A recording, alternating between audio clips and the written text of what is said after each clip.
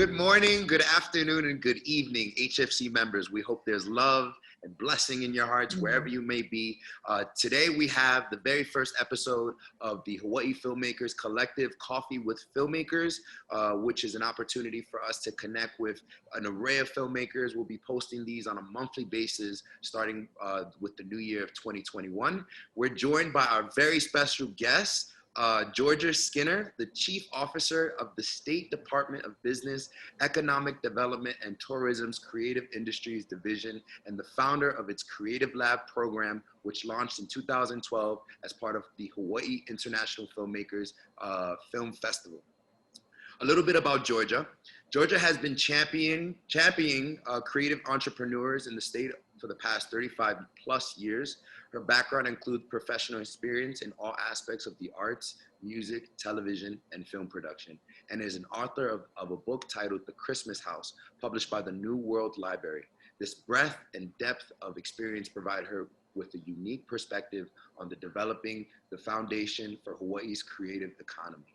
As the first female sound mixer in prime-time network television, her credits include working with the Emmy and Peabody Award-winning Norman Lear at Metro Tape West between 1974 to 1980, and has the honor of being the first woman tape sound mixer to be nominated for an Emmy for Return Engagement, which is a Hallmark Hall of Fame production classic.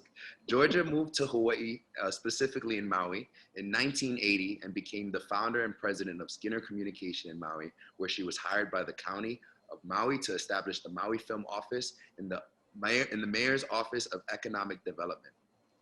Seeing a need for opportunities to develop more skilled narrative storytellers, she developed the first Neighbor Island film and digital media 5-week program and went on to develop and found the Hawaii Filmmakers Initiative, which expanded offering to Hawaii filmmakers an intensive training, including animation, short films, and the history of cinema.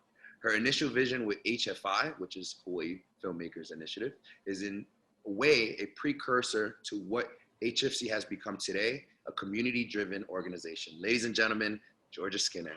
Good heavens, that was awfully long. I hope people they're gonna need coffee after that.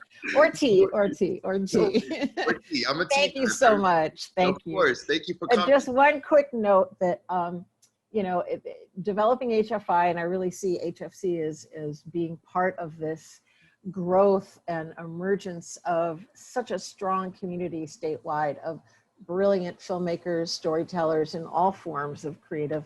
So I'm really thrilled to be your guest today. Thank you. And I look forward to connecting with you. And Skinner Communications ended, and then I was hired by the county. So it was actually me as a civil servant hired by the county. Just want to clarify. No worries. There was a lot in there, and so we're gonna get into some of your history and some of the work that you've done, and so we have a list of questions. I like to say, Georja, so we have a list of questions that will kind of take us through a little bit about your life, some of the things you've contributed to our filmmakers community. I like to think that we all wear different hats. And so, Georja, you obviously wear different hats, from the government to some of your own creative entrepreneurship to some of the things you do for creative labs. And so the first set of questions, Georja, that I have for you is you as a creative, you as the sound designer, producer, live television, how do you manifest your creativity? What does that look like? Oh, wow. Well, in the past, I used to I was an artist, and so drew a lot. That was what got me interested in cinematography and then filmmaking in general. I started out as a very, young child being inspired by music, and I had the good fortune that my father was a sound mixer and sound transfer operator. So I got to learn about cutting 1/4-inch tape from him. So today, when I go into my own creative work, which I have been starting to do, but it's hard with the job and responsibilities I have right now. And I think what I find is the inspiration and what's kept me in Hawaii since 1980 is just the feeling that I get of connectivity to the Aina, to the people, and to those things that are all ocean related. I feel I'm a big child of the sea, and I'm still like, if I'm not in the water at least once a week, I get very sad. Yeah. So that's what drives me. And also looking at the coming up of so many talented filmmakers here in the state, from all the programs, whether it's OHINA or the educational programs with HIF, the Pacific Islanders in Communications, all of them inspire me to keep going in what I'm doing.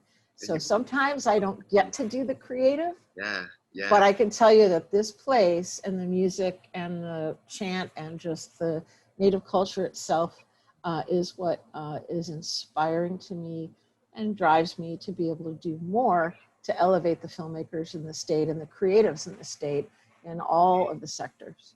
That's awesome. You mentioned, you know, having worked with a lot of people. I know even in the introduction I mentioned Norman Lear.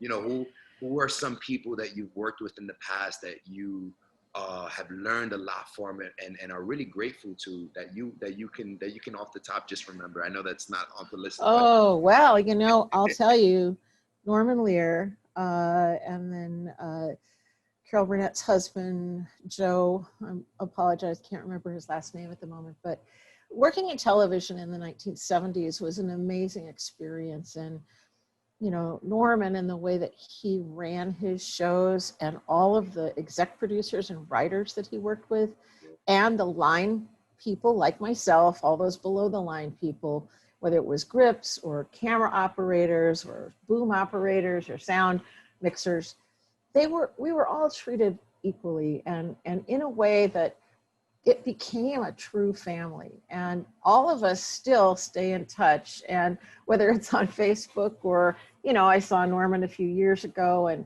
you know, he threw a party for all the people that had worked for him. And it was like old home week. It was like going to a high school reunion. Yeah.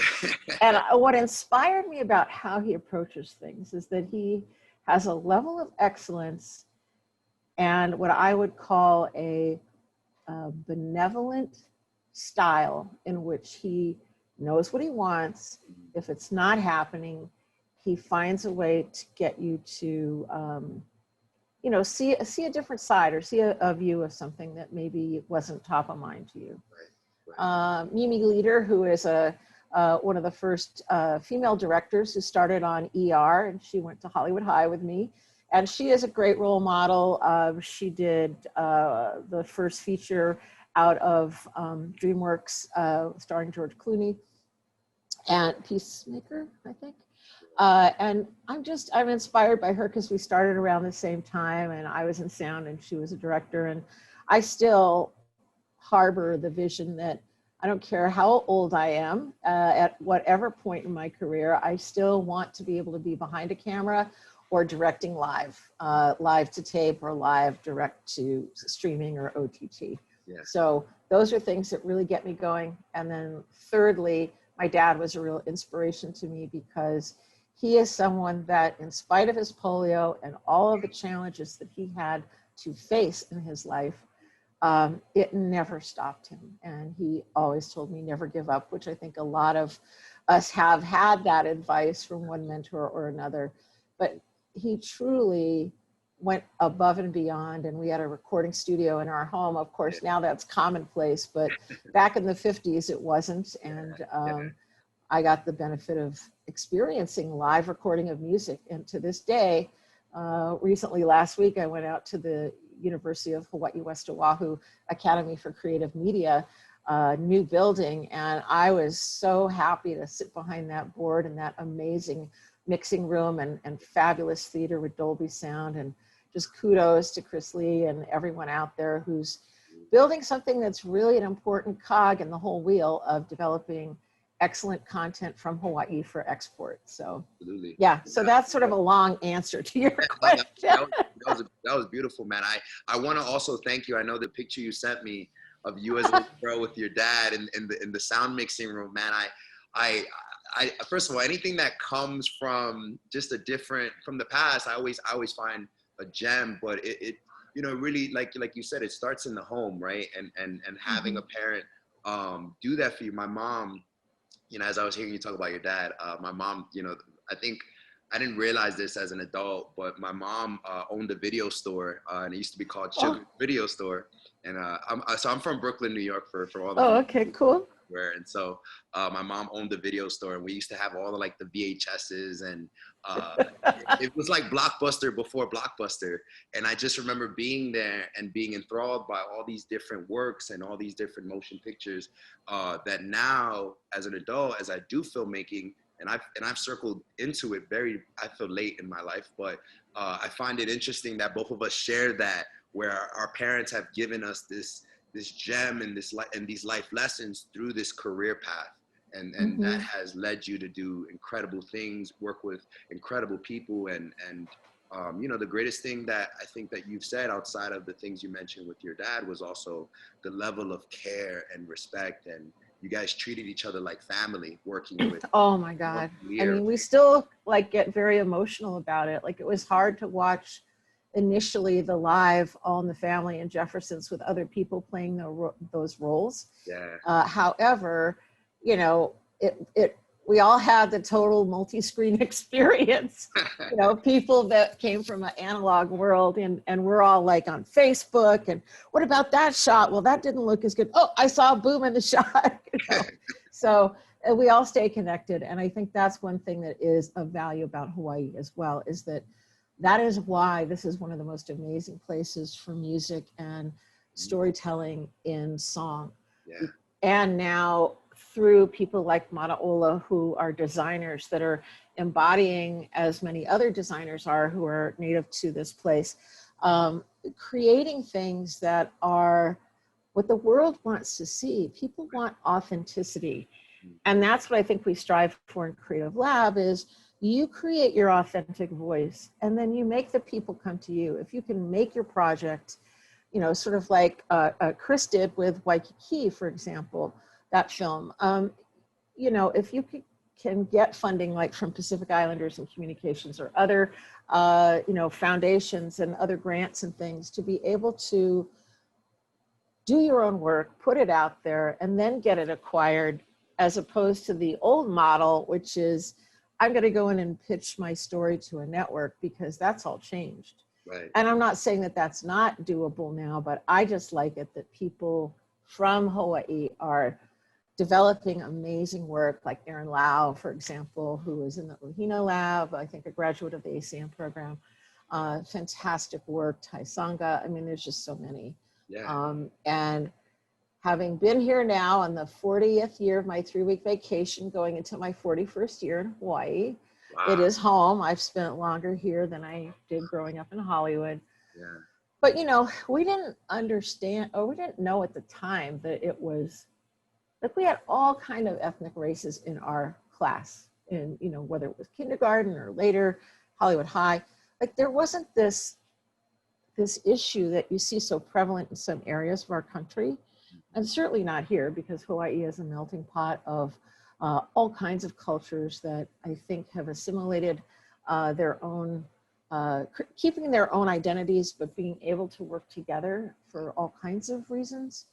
And the state of the world saddens me right now. And our director, Mike McCartney, often recalls, the law of aloha. And the world needs Hawaii today, and it needs our voices, your voices, the ideas and things that you are developing as a creative community. And that's why I'm grateful for this organization and the others I mentioned, because we can connect all these dots now, and be able to, we as a state, get under you and sort of move you to the next, level that you want to get to. Right, absolutely. So, so tell us a little about that. So, you work as the chief of the Creative Industry Divisions, also known as DBEDT. Tell us a little bit about, that was a very long acronym. It is the longest title in the state. Yeah. Tell us a little about the Creative Industry Divisions. Sure. And what do you guys do, and how do you help back up a lot of the filmmakers, organizations like HFC? So Creative Industries was launched in the Department of Business, Economic Development and Tourism in 2003. I joined in 2007. And principally the office is very similar to a lot of other offices, not only around America, but around the world. And this is to really develop a robust creative economy. And what I mean by that is bringing together all those clusters that actually come together in film, whether it's art, music, dance, interactive media, all kinds of new digital technologies, and of course the cultural aspects of what are important to whatever storytelling is going to take place. It is critical that we have a government agency that helps to build the foundation, make sure that we have the metrics every year to show the growth or attrition in, and it's been a devastating year for everyone, as you know. And so that was really what the division was set out to be. It's one of the governor's administrative departments, which is DBED. And so DBED is the administrative department, and Creative Industries Division is under that. And within our division, we have the Hawaii Film Office, which has been around since 1978 and quite an established organization in its own right.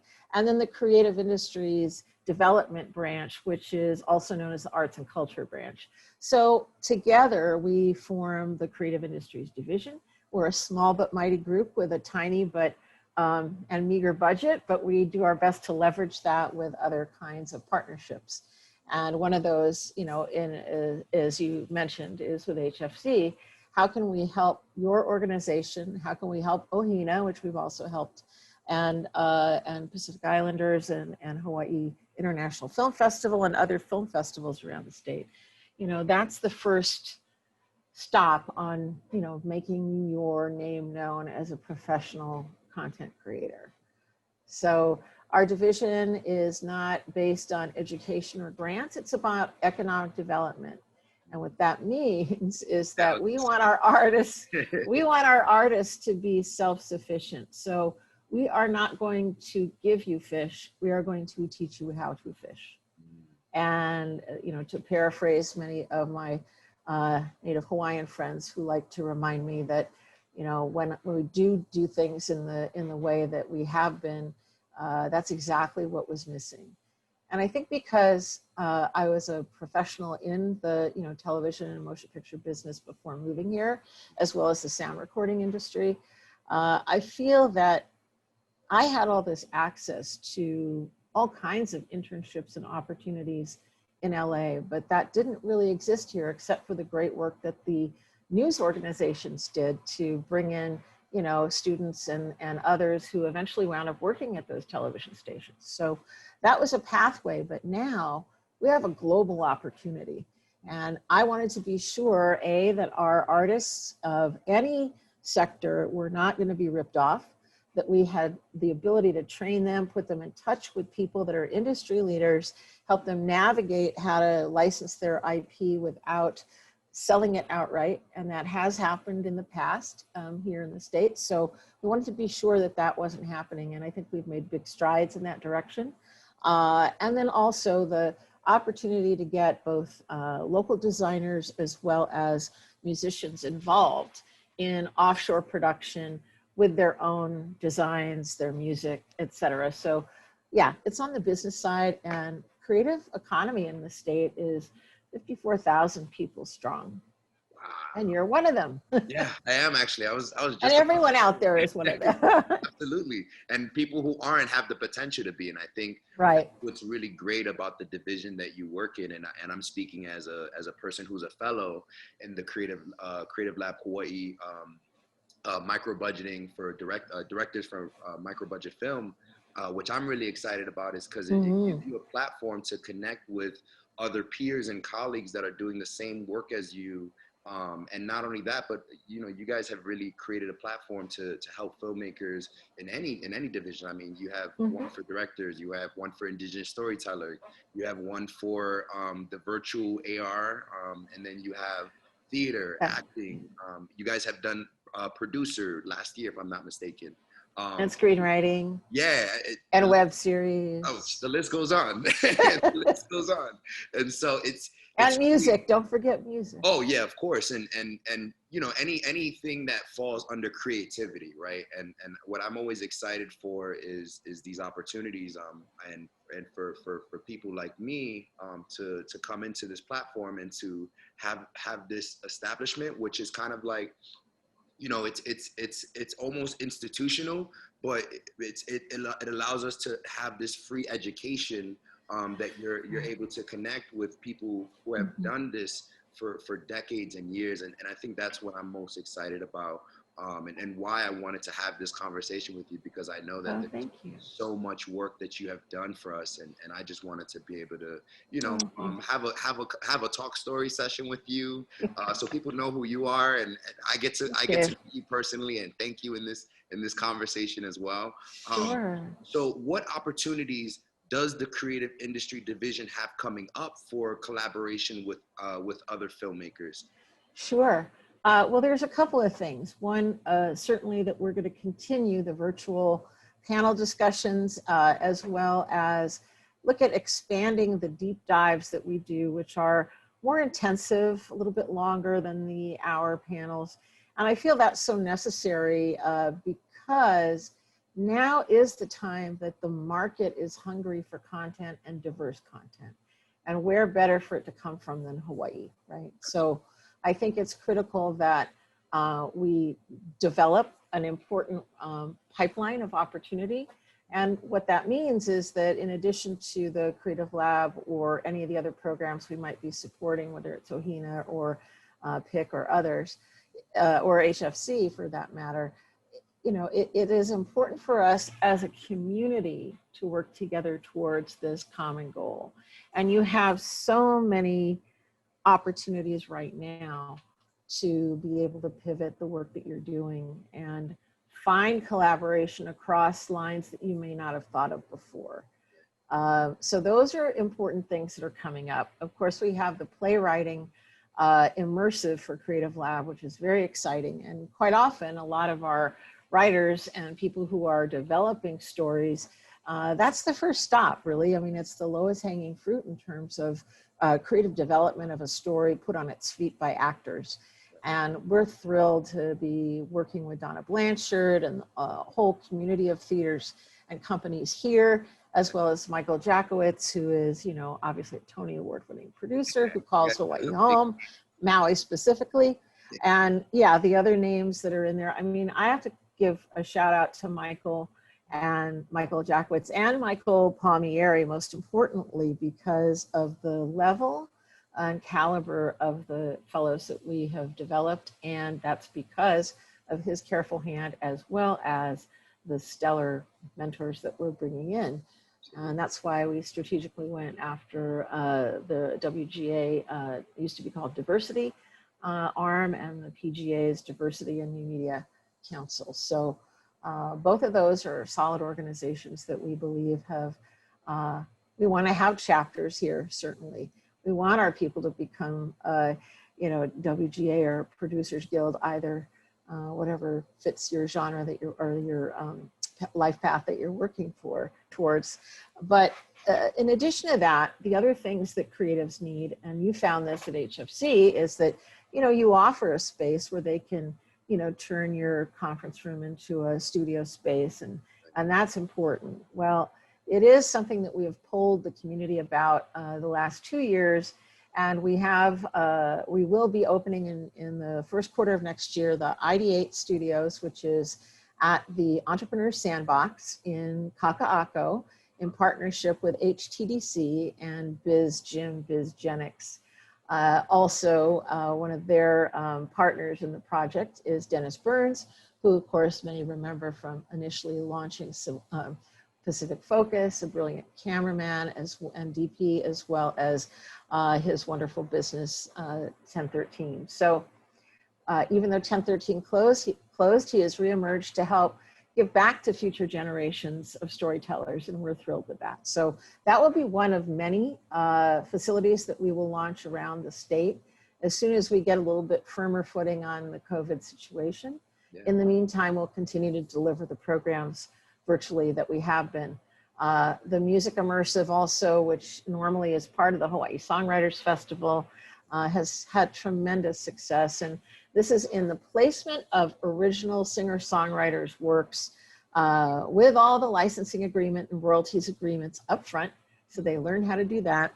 And they're working with professional producers as well as placement agencies and the artists who are seasoned and doing this kind of work all the time. And what happens with that is they get to be collaborators, and they get to collaborate on songs even after they're done with the program. So we have hit over 500,000 in placements in Creative Lab Music. And that's in major television series like Empire. Oh my gosh. Wow. The list goes on and on. Yeah. So we're very thrilled. And this year we had our first 3-figure deal. So that's where we want to go. We see ourselves as an agency that needs to ensure that we are making the connections and getting those connections to the folks on the ground here. And we'll continue to do that, no matter if we have a budget or not. Yeah, you know, you guys will always. Takes a phone call. Yeah, absolutely, I absolutely. mean, you still have to compensate people, and Yeah. you know, one thing I know that we have to wrap up soon, but one thing that's also really important is, again, it's not just filmmakers in an isolated sense, and certainly in the creative economy, the anchor that is most prevalent is creative and media and filmmaking and television production, whether it's from offshore or now starting to level that out from here, right? Yeah. But we want to see more opportunity also for our performing arts and the pivot to digital production. And this is going to employ people that are from HFC, people that are coming out of the ACM program, with performing artists, Y Opera Theater, and others, you know, that are actually starting to collaborate. And that makes me so excited. Like, you asked me what one thing or what people inspire me. I can tell you that one thing that inspires me is the chutzpah and the resilience of our collective creative community that has not let COVID stop it from delivering uplifting content, uplifting performances to people at home and to children, especially in this time. So while they may not be compensated for it yet, but I'm still working on that. I need to get that money. Get there. It is critical that we recognize we are all part of one family. Right. And we're not separate. We can't strengthen our creative economy without being together. So. Yeah. 100%. Wow. Thank you. I have one last question. Sure. And it's, what's one gem you would give to someone when it comes to creative entrepreneurship? And this could be, yeah. Okay. Any of it. Yeah. Anything. Okay. Know the business that you're going into. And that doesn't necessarily mean that you have to read books or have a class about it. The best way to do that, and I did this as a young teenager myself, is, you know, make sure that you get online subscriptions. Now of course they were delivered, you know, to our house before, but you know, whether it's the American Cinematographer magazine, any of the publications, and, you know, sign up for, you know, Billboard and Playbill and Box Office, I think, is another one. So any of our genres, do your research first, and you have the internet now to do it. See who is most aligned with the work that you do. I mean, is it, you know, Steven Spielberg, or is it someone locally that you admire, like, you know, a Thai Sangha or a local filmmaker? How did they do it? And then look at that pattern. And then the other thing is to understand the business. And there is enough out there that you can develop that, but we feel it's our job at the state to provide that as well. So we hope to be able to offer some more in-depth, multi-part intellectual property programs and deep dives, as well as licensing, and then how to really work with people from somewhere else, because we all know that that's different. We're used to working in Hawaii. And so how can we maintain our integrity and authenticity while still pursuing, the dream of creative content for the masses. How do you do that? So Right. those, and then never give up on yourself. I would say that what's important is that you define your voice, and you do that, and it evolves over the years. And if you're just starting out from a college experience, then it may be different than someone in high school. But I'm a big believer that the earlier you know that you want to find this path in music or art or film or virtual reality, you can just make that leap, then tell the stories that you know well. I mean, people say this all the time. Tell them the stories that you know, but that also would resonate with the world, no matter what language, right? Yeah. So music does that inherently, but when you're into narrative filmmaking or even comedy, does that comedy play on a world stage? If it doesn't, then it's great for here.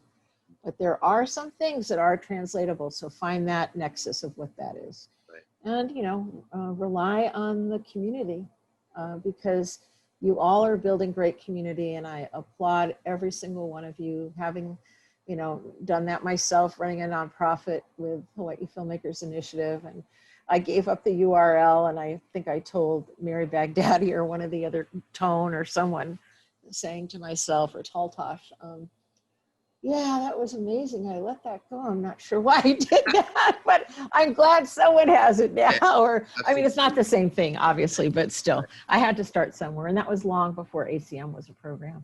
So, yeah.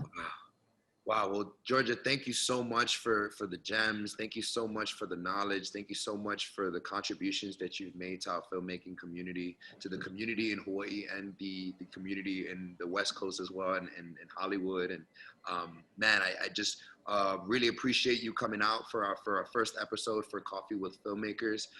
We're going to be posting this sometime in January of 2021 to kick off the new year. And everybody who's listening in can expect to see our episodes on a monthly basis, sometime towards the end of the month. So Georgia, thank you so much. I'm going to go ahead and end this recording. Great.